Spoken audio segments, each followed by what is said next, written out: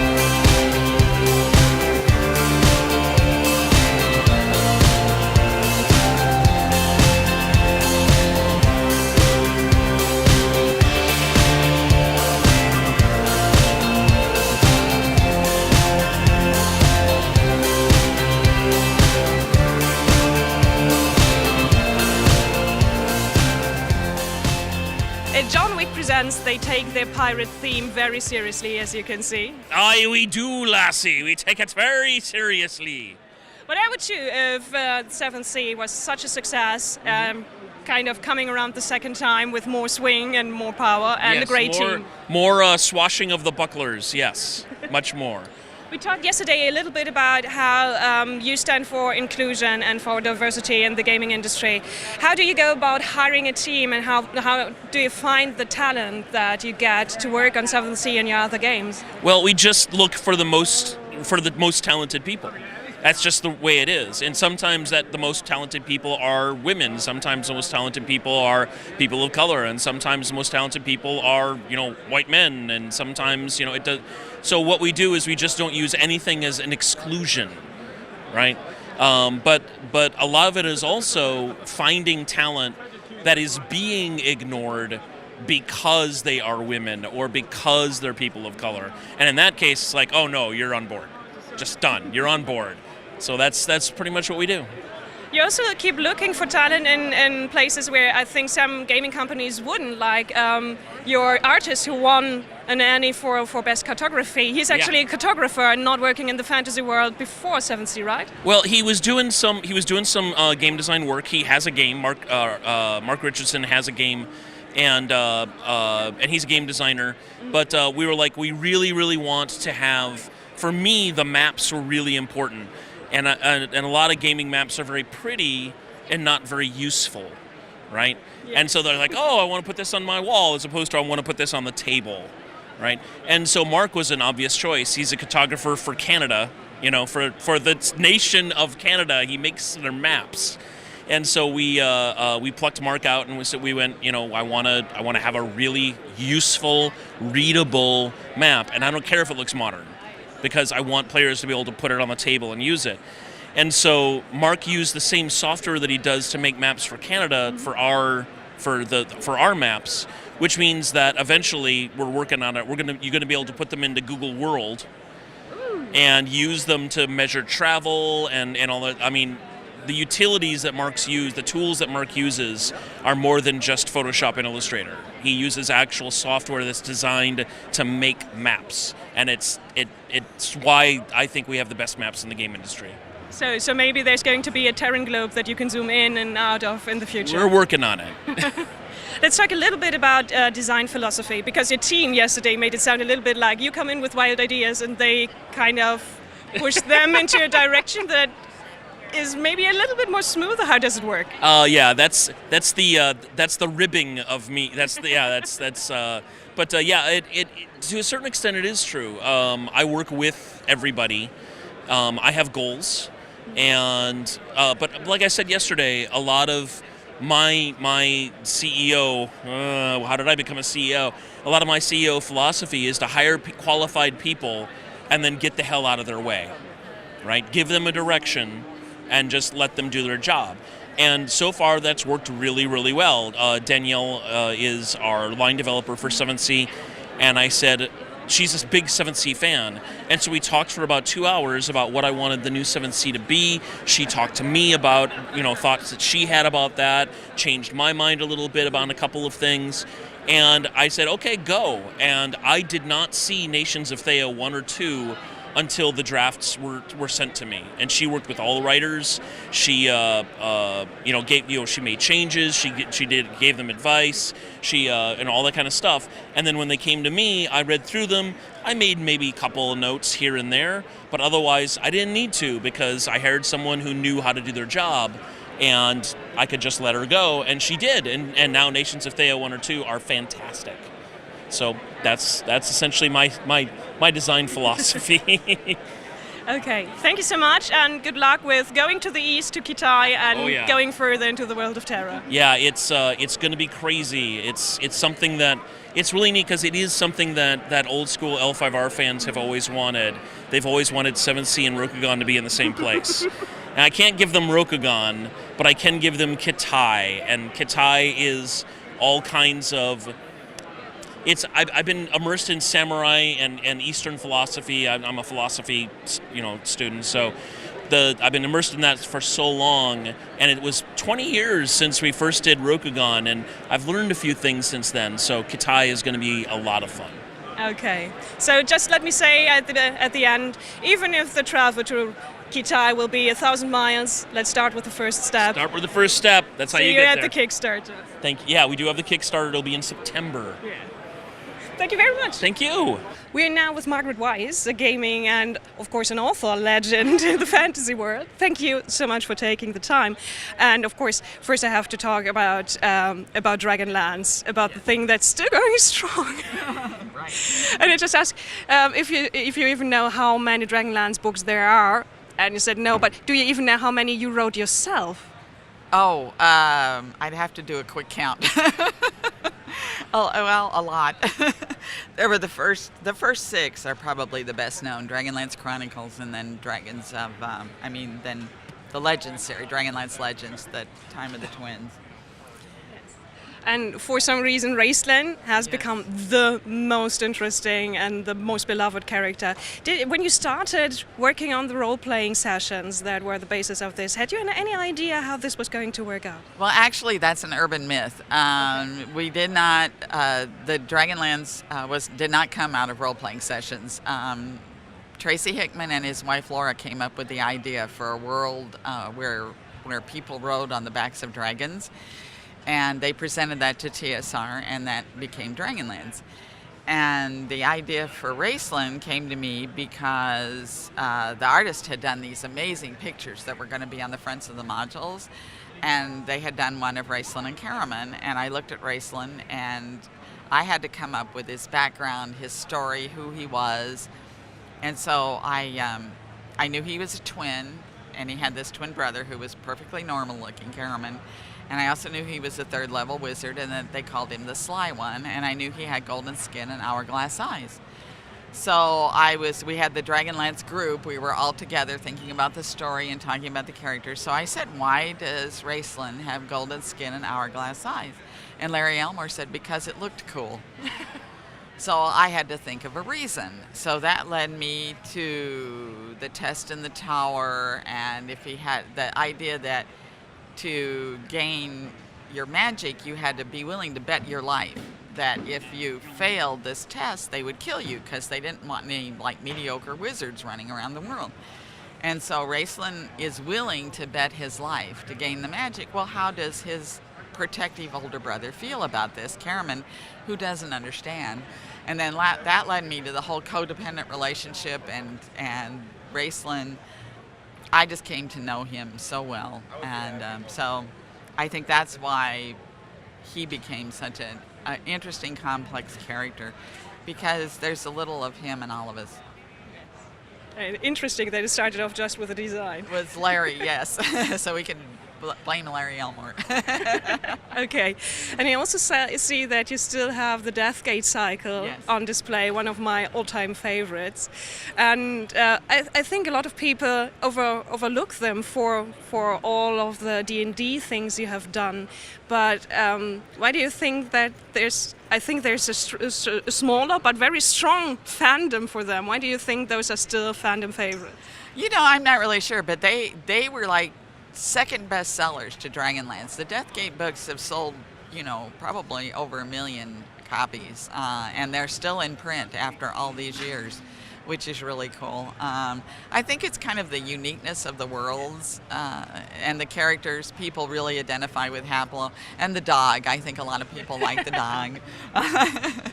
And so I just kind of a lot of reasons. Yes. Another codependent relationship with a Exactly, broken character Alfred and a protective one. Right, Alfred and Haplo, right, yeah.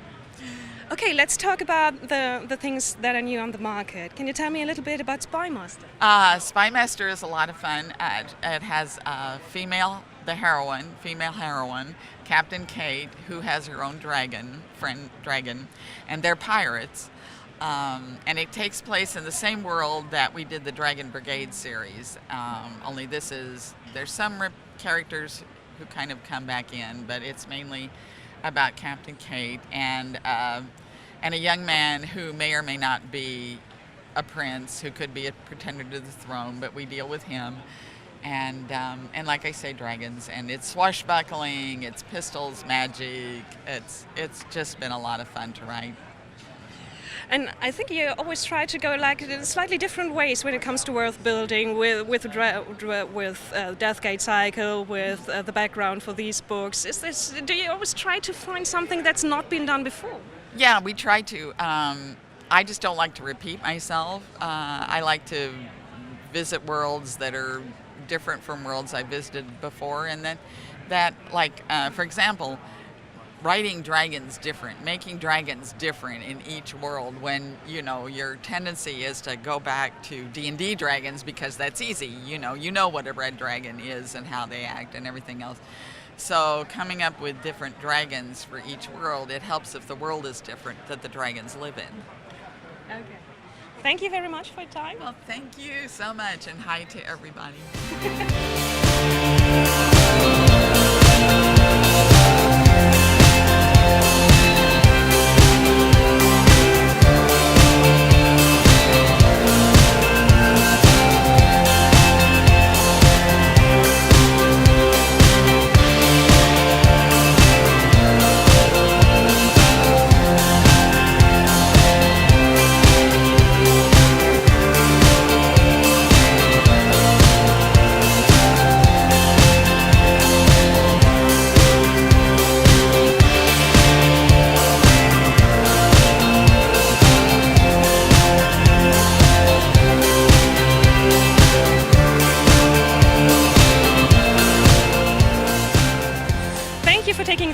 Sally Petersen, and first of all, congratulations to another Kickstarter that was massively successful. Are you ever going to run out of factions to produce? Well, I'll tell you the truth. On Onslaught 3, I put everything into it I could possibly think of, and I spent no time thinking about a future thing. That said, if I come up with something in the next year or two, then I might do another Onslaught, but I wasn't holding stuff back. Okay, and the model with working with Kickstarters, I think a lot of people are always, when they're too late, it's hard to get the games. Are you going to kind of produce more Kickstarters just to get the game out more? No. What we've done with this game is that before we launched the Kickstarter, we had all the figures ready to go. We have all the text laid out. Everything is done. And so as soon as the money comes in from Kickstarter, which is not for about a week now, then we immediately send a check to China, and it begins production then. So there's nothing being done after the game. There's no extra production. There's no extra surprises. It's just ready to go. So it will be the quickest Kickstarter ever. We've completely revamped our system because like other Kickstarters we've been delayed in the past, no more. Okay, so you're going to change the face of Kickstarter with being more than on time. We're at least going to change the face of Petersen games on Kickstarter. Okay, can you talk a little bit about numbers that maybe people don't see? Like, what faction is the one that people are most interested in getting? I think we sell slightly more Windwalkers, but all the factions are popular, and a lot of people they have to have them all, so they don't buy just one. So we aren't really seeing a lot of. What they like most is first they get the core game, then they get one or two factions. And then after that, they start saying, maybe I should get some great old ones. Maybe I should get some maps. Maybe I should get the Azathoth faction. But it's core game, factions, and then kind of down from there. Okay. Which one is your favorite faction, or what is the gadget that you like most, like some of the new figurines that you put out with the new Kickstarter? Well, I really am proud of all of the art we did for the new Kickstarter. I think it's fabulous looking sculpts. As far as the factions go, the fact is, since it's my job to design the factions and balance them, the faction that I like the most at any given time is whatever faction people are complaining about, that they don't like, that they think is having troubles, and then that's the faction I put all of my effort on to make it better. So, like, I'm always interested in the worst faction all the time. Right now, I've got them pretty close to being balanced, so I'm sitting. For a while, it was the Chochos. People were complaining about the Chochos. I fixed the Chochos. They tell me that the fix is working really well, and so I'm kind of okay. Gonna take a break now. Is this the hardest part of working on a game? That you have to do the balance later on? Yes. When I worked on Ensemble Studios, they did the Age of Empires series and Halo Wars. My job for 11 years was balancing all the factions and all the add-ons and all the upgrades, and so I got really good at balancing, and it doesn't make it faster for me to balance, but it means I'm pretty good at it. So in a game as diverse as Cthulhu Wars, it's still possible to make errors, but that's kind of my thing, is to balance asymmetrical things. So that's my cue is a game. Maybe I can't do collectible card games, maybe I can't do legacy games, but by golly, I can balance an asymmetrical faction. We had the chance to interview George R.R. Martin a week ago, and he said he started with games and fantasy with Cthulhu, Call of Cthulhu from Chaosium. Do you even know each other? Have you ever talked? No, I've never talked to George R.R. Martin. I had no idea he played Call of Cthulhu. I'm excited to hear that. And then the one that really took hold for a while was Call of Cthulhu. So yeah, I mean, that was the very first Cthulhu game ever. It almost destroyed my life and career. This is the first I've heard of it. Okay, he's got affection with the squid and who pray to a dead god and saying what is dead may never die. He does, yes. I knew about the Greyjoy clan. They had the squid, the squid thing. And he had the highest, the best words to say about it. It almost destroyed my life and career. I guess I should meet him sometime then. I guess so, yes. Yeah, it might be, if you two are together in a room, there's going to be a black hole of creativity and everything is going to be sucked in. Thank you so much for taking the time.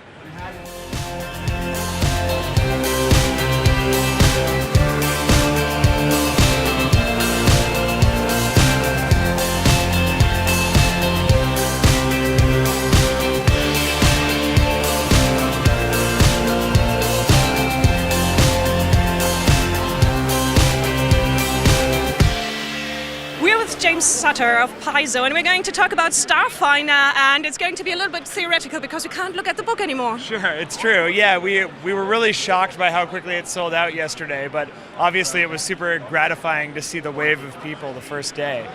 It's amazing. How can that happen to Paizo? Did you really underestimate it? Well, so here's the thing. We brought more of that book by a lot than we'd ever brought of anything ever before. And we've had, I was here for the core rulebook launch and the ACG, so we thought we knew what a big release looked like, and then we totally, never in our wildest dreams did we think it was going to be that big. Okay, let's talk a little bit about the design philosophy behind Starfinder. Yeah. And bringing heroic fantasy kind of into the space age. So how did you go about designing new character classes and races to fill kind of a sweet spot that people didn't know they wanted?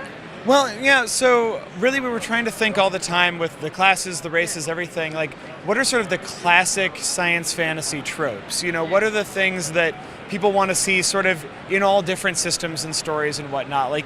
You need your big soldier, with power armor and a giant gun.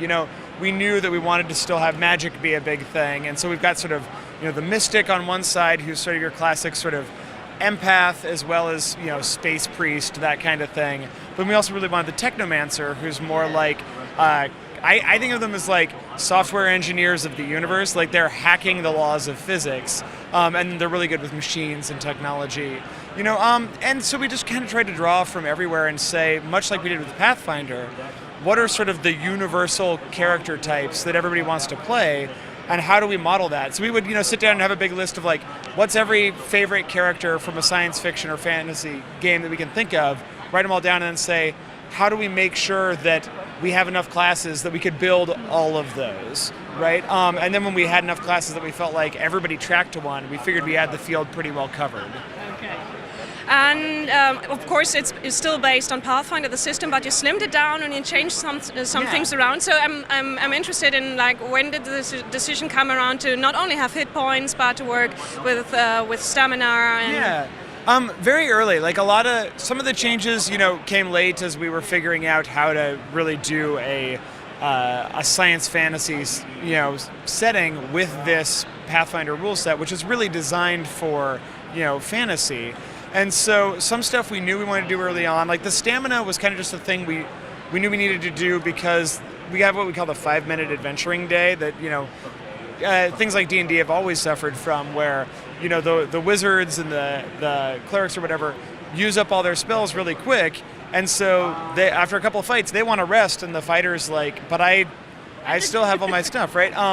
And so by having stamina and hit points, stamina which is like hit points, but it refills very quickly, that allowed us to not have people constantly stopping and resting. Like you could keep going a little more and kind of even out the playing field for all the different classes, so that you don't have some classes that blow everything immediately and then other classes that are sort of bored and sitting around. Like this really sort of evens them out. But some of the changes we made were stuff like, obviously, while we based a lot of stuff on Pathfinder, there was some math that needed to change in order to make futuristic weapons really viable. And so just all the various ramifications of that. Okay, let's talk a little bit about space combat, because that's always a hard thing to manage in a game, and especially if it focuses on heroes and heroic characters. Yeah. Tell me a little bit about how you worked on that. Yeah, so the starship combat is really almost like a mini game within Starfinder. Most of Starfinder is still about getting out, boots on the ground, go and adventure, explore that alien temple, go battle on foot. But the Starfinder starship combat, it is very tactical. It uses a hex grid, and you've got a spaceship that you're maneuvering around. But something that we've seen a lot in other games and other attempts by us over the years to do similar stuff is that you often ran into this problem where the captain was doing everything and the rest of the party was just sitting around. So it was really important to us that not happen. And so we kind of embraced the fact that it's a role-playing game and made sure that every character has a role in combat that is useful every round. So yes, you've got a captain, but you've also got, some characters the gunner, some characters the engineer, some characters the pilot or the science officer. And so everybody doing something different makes it feel like that real Star Trek bridge crew kind of thing where you're all working together. And that was actually one of the first parts of the game that really came together. Jason Bullman, our director of games, took sort of the first crack at the system, and then Starfinder developer Jason Keeley really went in there and hammered on it. So I said, the Jasons of Paizo really brought Starship Combat to the game, and they did a fabulous job. It was from the beginning we went, oh, this is really fun. This is its own thing. Okay, and what is the future going to be like for Starfinder? Because for Pathfinder, if you want to have everything for Pathfinder, you need a new room in your house. Yeah. So is Starfinder going to be such a broad thing and going in many different directions? Never say never. I hope that in 10 years Starfinder is grown and whatnot. But really, from the get-go, we're trying to slim down our release schedule for this and really stay sort of tightly focused, so that we'll do a couple of hardcover books a year, and then the Adventure Path, which is bi-monthly. And one of the goals for that, part of it is just, it's a whole nother game and Pathfinder is still going, so we just don't have that many people. But the other part of it is we know that it can be overwhelming to jump into a new game where there's, years, dozens or hundreds of different books. So for Starfinder, by keeping it really tight how many releases we do, we're really making sure that it's easy for new players to jump in and feel like they can be in on the ground floor, rather than having to do a bunch of catch-up. And also, it makes it a little bit easier to collect both that and Pathfinder. And it leaves a lot of room open for the third-party publishers as well. We have an open license, so people can make their own Starfinder books and sell them. as long as they're under the license. And so we really encourage that. So we're going to produce a certain amount of Starfinder, but if you want more, there's a whole bunch of people out there producing more adventures, more monsters, all that stuff. So we really encourage people to check that out too. Okay, and last question, what is going to be the first adventure path? What is going to be about? So the adventure path, Dead Suns, it's a very classic sort of adventure path that's going to show off sort of the core of our setting, which is this solar system called the Pact Worlds. And then it's going to go off in new directions because exploration is really a big part of Starfinder as well. And so this one starts where somebody has just jumped out of our hyperspace, which is called the Drift, with this mysterious asteroid and an abandoned spaceship. And you have to go in and figure out what happened, what's going on, and you'll find clues that there's something much bigger than anybody could have imagined, sort of galactic threat, of course. And so it's a very classic. We're hoping that it'll be kind of the same way that Rise of the Rune Lords was sort of a classic Pathfinder adventure that everybody kind of rallied around. We're hoping that Dead Suns will be the same.